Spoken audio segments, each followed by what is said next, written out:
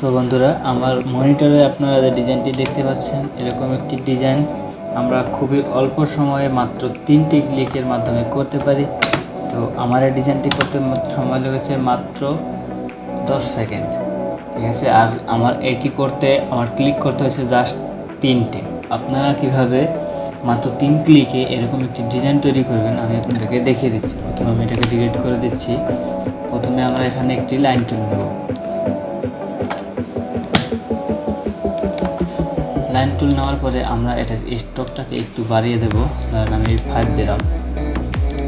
ওকে, এবার সিলেক্ট থাকা অবস্থা প্রথমে ইফেক্টে যাবেন, তারপর ডিস্টর্ট অ্যান্ড ট্রান্সফর্ম, তারপর এখান থেকে টুইস্ট, এরকম একটি পপ আপ মেনু চলে আসবে। এখান থেকে জাস্ট একটু একটু করে আপনারা পার্সেন্টেজটাকে, অ্যাঙ্গেলটাকে বাড়িয়ে দেবেন। 1000 করার পরে আমি ওকে করে দিলাম। তো আমার ডিজাইনটি এরকম চলে আসবে। এরকম আসার পর ধরেন আমি এখান থেকে স্ট্রোকটাকে আরেকটু বাড়িয়ে দিচ্ছি। এবার আমরা অবজেক্টে যাব, তারপরে পাথ, সেখান থেকে আউটলাইন স্ট্রোক করার পরে আমাদের সামনে ঠিক এরকম একটি ডিজাইন চলে আসবে।